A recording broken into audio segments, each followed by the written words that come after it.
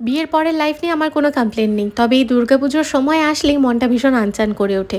মনে হয় ছোটোবেলায় ফিরে যেতে পারলেই ভালো হতো। সেই সময় সাজের কোনো ঘনঘাটা ছিল না। মাঝে মাঝে একটা ল্যাকমির ফাউন্ডেশন একটু কম্প্যাক্ট কিনে নিতাম, আর তার সাথে সাথে লিপ গ্লস, টিপ, কাজল এইটুকু হলেই হতো। তবে যেই জিনিসটা কিনতে ভালো লাগতো দুর্গাপুজোর সময়, সেটা হলো রং বেরঙের কাচের চুড়ি, জুয়েলারি, জামা কাপড়ের সাথে ম্যাচ করে। আমি তো চাকদায় বড় হয়েছি, চাকদা থেকে কখনোই জুয়েলারি কেনার জন্য ছোটোবেলায় নিউ মার্কেটে যেতে হয়নি। স্টেশনের উপরে যে ছোট্ট দোকানগুলো থাকতো সেখান থেকেই জুয়েলারি কিনতাম। অপূর্ব সুন্দর কালেকশন হয়। এখনও যখন ট্রেনে করে কোথাও যাতায়াত করি, ওই ছোট্ট দোকানগুলোর দিকে তাকিয়ে থাকি। আজ এই জুয়েলারিগুলো হাতে পেয়ে সেই ছোটোবেলার কথাই মনে পড়ছে, কারণ এই জুয়েলারিগুলো নিয়েছি আমি একটা ছোট্ট বোনের থেকে। কাস্টমাইজ করিয়েছি দুর্গাপুজোর সময় পরবো বলে। ওরও চাকদা স্টেশনের উপর একটা ছোট্ট দোকান আছে, জুয়েলারি দোকান।